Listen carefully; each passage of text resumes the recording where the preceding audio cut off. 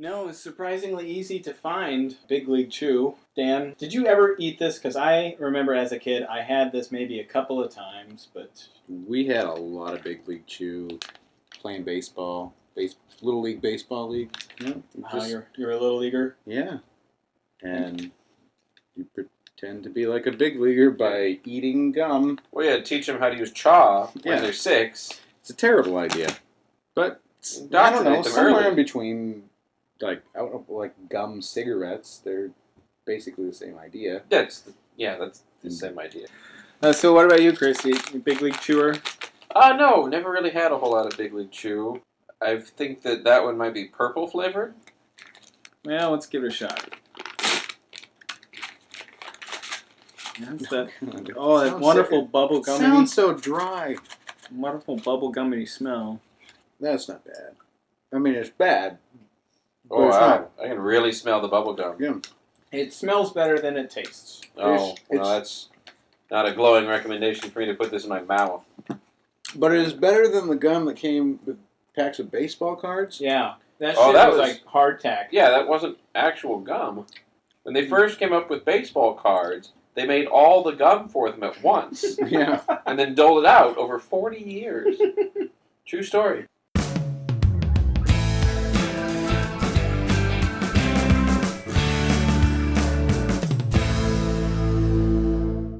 Welcome to HIMYM Superfans. Hey there, Chris Venezia. Hello, James Hamilton. This is the show where we talk about the CBS comedy How I Met Your Mother. Also, Mother Fan Dan is here. Sup? Welcome, Mother Fan Dan. Hi. Just a spoiler alert, Dan. We're going to ruin plot points for the entire series. Man. I know you've never seen the show before. So thanks for joining us. Tonight we're going to watch How Lily Stole Christmas. Do you have some facts about this episode? It was originally aired December 11th, 2006, so obviously their Christmas episode. This episode is directed by Pamela Grinch-Fryman. This one was written by Brenda Shue, and it's kind of the only Christmas episode of the show.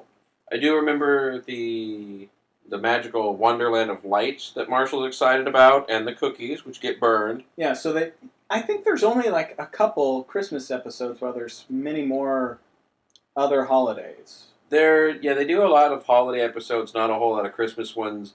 I do remember when Ted sets up like a Wonderland of Lights for Robin because she's upset and she won't tell him why, and he decides to cheer her up. It's actually the episode where she discovers she can't have kids. Right. They do the switcheroo on you. Also, you were warned. That's a pretty decent spoiler. Yeah, she's barren.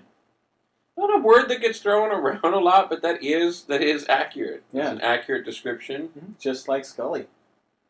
I thought she had a kid. With the aliens. I thought it was Molders. More aliens. Alright. So, Mother Fan Dan, since you haven't seen this show or this episode, you're in for a real treat. There's some fun wordplay in this one, and some editing for like how future Ted describes the story to his children. I do like wordplay. Also, there's some unrealistic things about package delivery services in this episode. Yeah, very, very illegal stuff.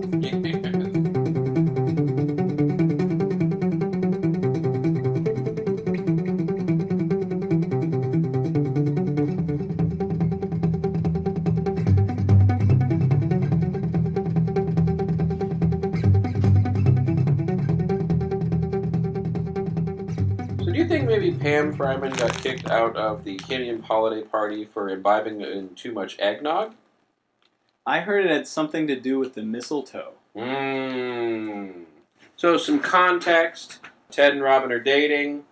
Ted gets some invites from his different family members to spend the holidays with them, and that sounds terrible. Yeah, I like a little bit of continuity here. They're expanding the Mosby family. We've met the parents, and now they followed up with that, and Clint is on his own now. Not Clint. His dad. And Ted's dad is on his own now and invites him to go taste holiday beers he self-brewed or something. Yeah, he brewed them himself, and then his mom is with her new boyfriend. It's not the one she ends up marrying, I don't think. So Marshall is wandering around the apartment with his eyes closed so he doesn't experience the wonderland as it's being constructed. I do like this because he knocks over a reindeer and he's like he can hear it. Yeah. Sounds like a reindeer fell over. And he almost pokes Josh's eye out with his over-exaggerated finger poke. I want to see the outtakes from that, because that seems like an opportunity for Jason Segel to really vamp it up. Actually poke Josh in the eye. It jumps into this pretty early with what the conflict of this episode is that Lily finds an old answering machine that Ted had called Lily a Grinch. Or a bitch, or a bitch. Cannot use that in the podcast. I cannot?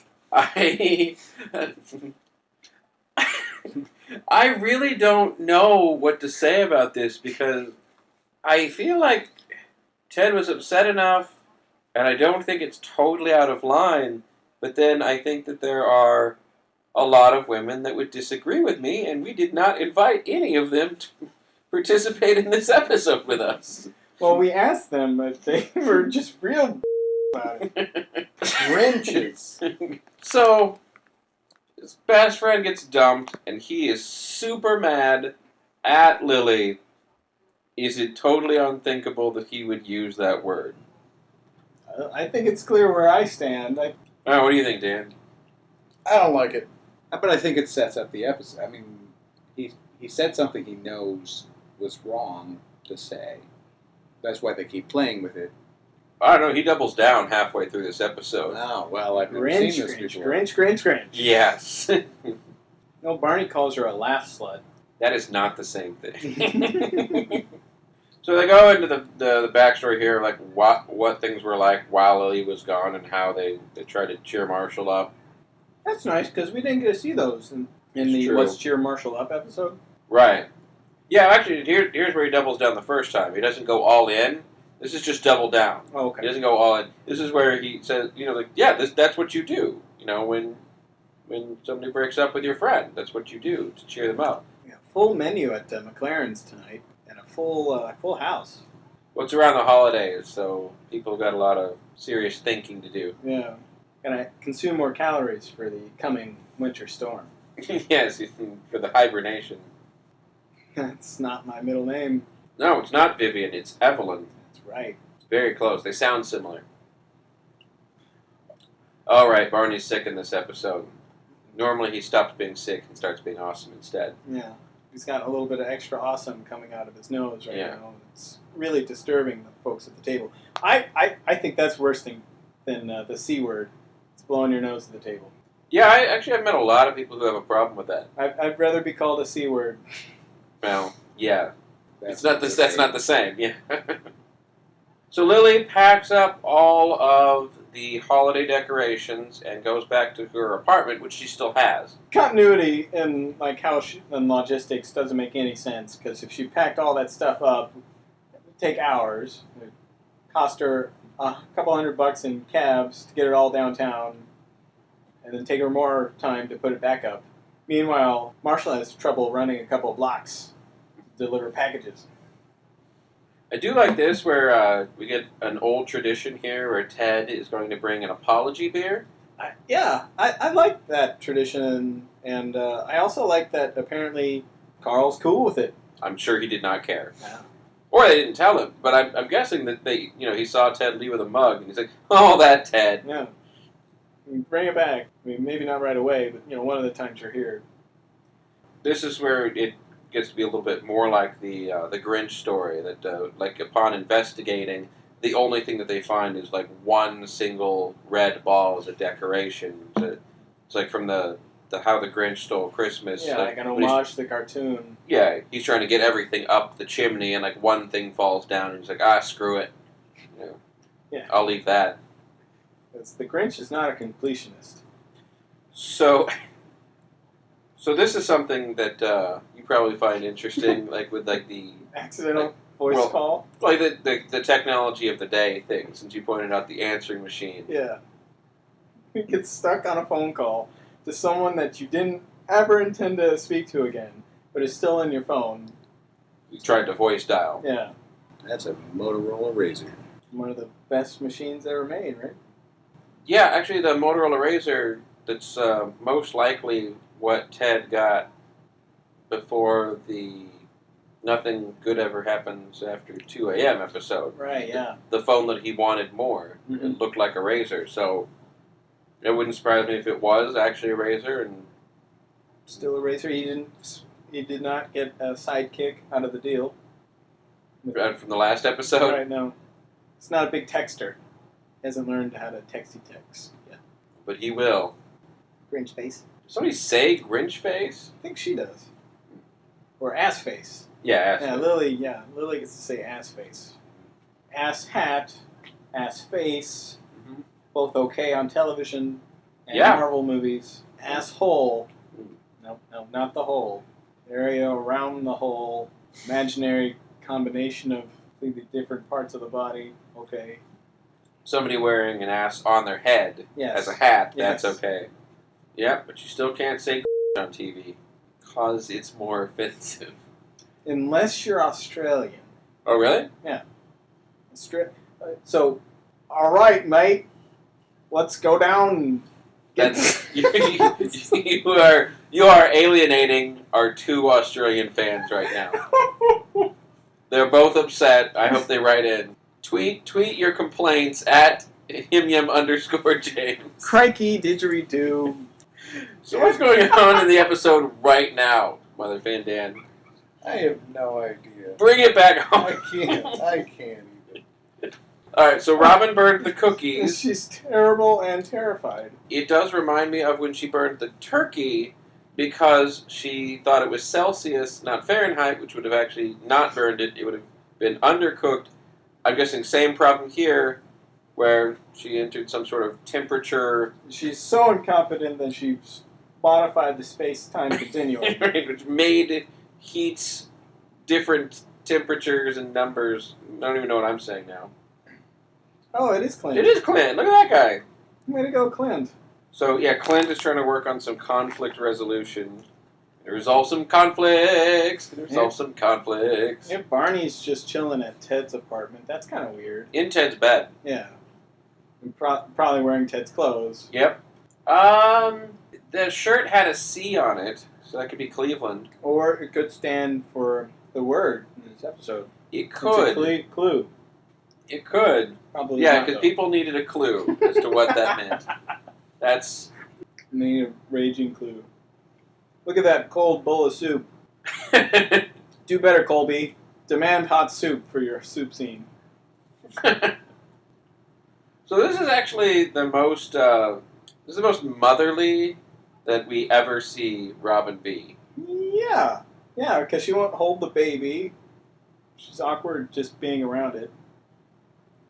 She says she has no motherly instincts, but and I mean that looked like that was a chore taking care of Barney. It's like she wasn't doing it because she was good at it or wanted to or was happy because someone had to. Yeah.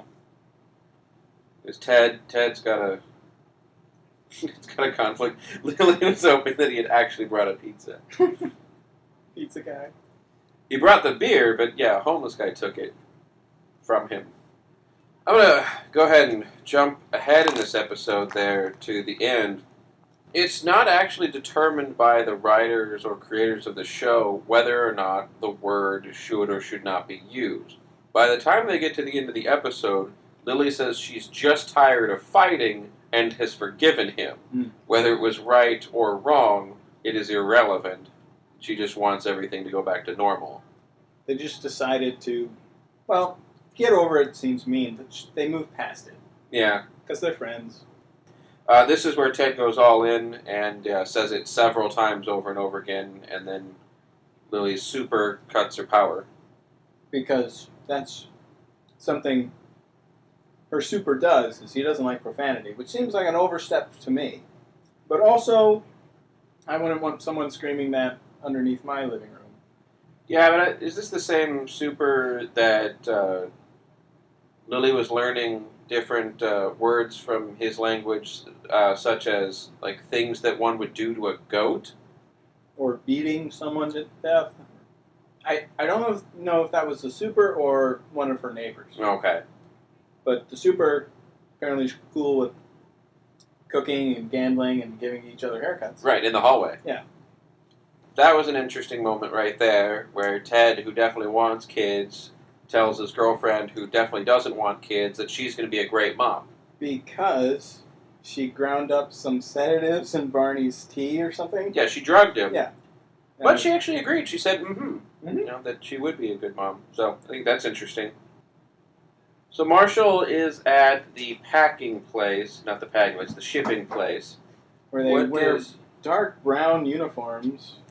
WPD. Yeah. What is that? Worldwide Package Delivery. So good call. Yeah. Together we solve the mystery. So the conflict here in Marshall's story is Marshall's expecting a package and he goes to intercept it at the package delivery place, and they say, no, it's on the truck. Go chase the truck, which would never happen. Yep. And also they didn't pack anything in the truck well because everything's like falling over. He joins the UPS driver as a helper with no background checks. Mm-hmm. Well, He's also terrible at it. Yeah, and he for some physical comedy. Yeah, and he does a little bit of vaudeville with the giant box closing in the elevator doors and pretending not to notice. Right. Also remembered what's in the box. It's the Easy Bake Oven. Oh, And Ted reminded Marshall about the Easy Bake Oven because he's such a good friend of Lily's that he remembered that that's the one thing that she wanted that her super feminist mom would have. Cannot put that in the podcast. Very least bleep that. So Lily really wants an Easy Bake Oven, and that's what Marshall ordered. Because Ted remembers. Because Ted's such a great guy. Ted remembers that Lily said this while they were eating sandwiches. Yes. Which is not a time when many memories are formed that last for years. But maybe he remembered it because Easy Bake Oven was what Ted was going to call his van. Oh, right, yes. That stuck in his brain Mm-hmm. for these many years. And it could also be like the first time that they had sandwiches together, or maybe the fact that she shared that information was so meaningful that burned into his brain anyway. I mean, there's lots of reasons. It's just, this isn't a time that I would think that he would remember. But it's also nice to see, because we've seen the flashbacks to college before, but we haven't seen Ted and Lily as friends in college. Not until really. This scene. Yeah. And it could have been the first time they hung out together as friends. I also like that Marshall was so high that he couldn't find outside. He couldn't find the outside. That's too high. I couldn't find the outside, guys. Oh. So Ted ends up going to his ultra-religious cousins for Christmas. They have 4 kids and another one on the way. Yeah, they're one of those sleep readers. Just pumping out carbon users and producers one after another. Well, James has opinions. But they do have a nice looking table. Well, I don't understand why Ted would feel the need to lie at this moment where the gang shows up in Long Island at the religious person's house. And Lily has an apology beer. Why would he say, oh, it's my friends from Manhattan? I don't know. Maybe he just wasn't thinking very clearly. There is no real reason not to. Also, Barney should not have come. They should have left him in Ted's bed. Yes, seems to be irresponsible of them to bring him at all. So the kids have now learned a new word. Ted will not be invited to Christmas anymore. That's all he ever wanted. Right. I liked this episode. That must have been a little short, or maybe they just made room for this. In this epilogue scene with Marshall just treating himself to the cookie mixing bowl. Yeah, just gets in there with both hands. Mm-hmm.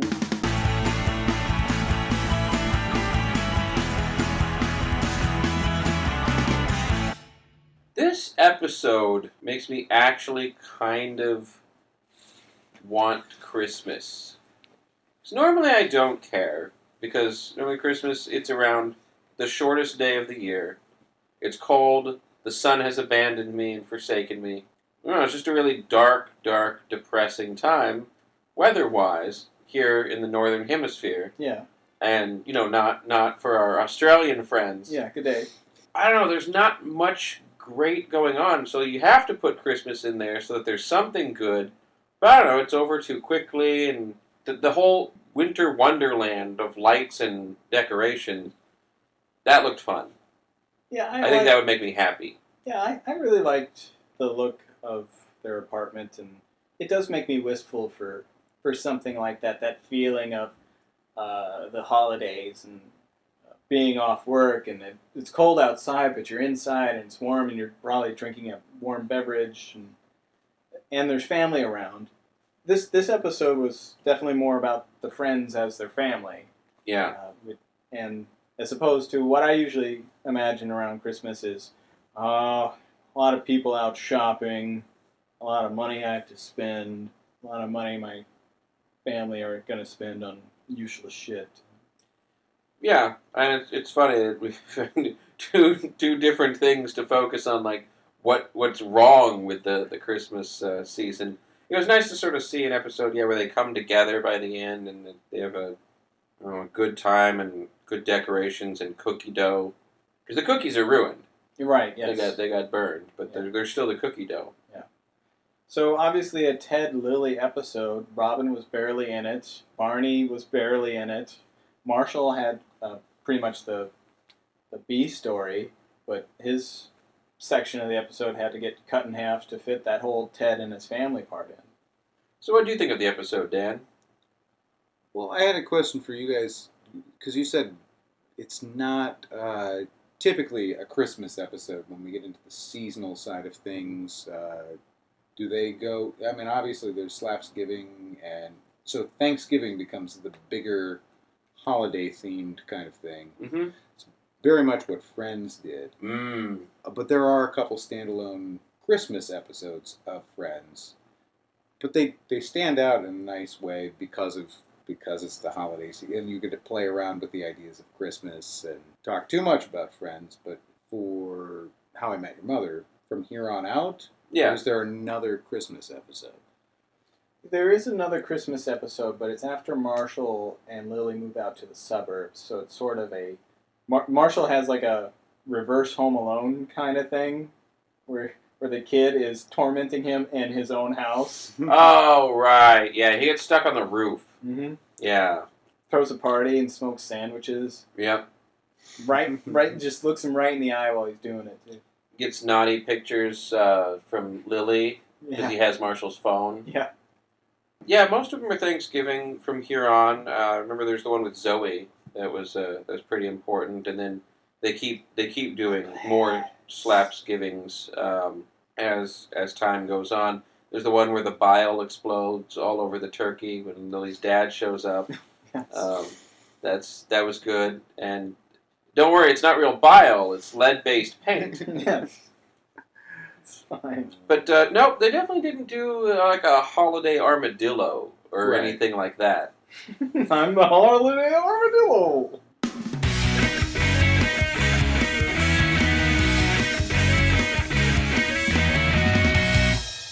So you can find our episode at treetime.com. Wait, no, that's not what it is. You changed it back. What did you change it back to? Facebook.com/group/HIMYM Superfans? Yeah, that's what it is. All right. So you can find us, more information about us there, or you could tweet at me at HIMYM_James, or at us on Instagram, we're HIMYM Superfans on there as well. And we're also on the YouTube. So join us next week for a special episode. And don't worry, we'll be back with First Time in New York, coming soon. Thanks for joining us. Bye-bye. Grinch, Grinch, Grinch, Grinch, Grinch. Sounds so dry.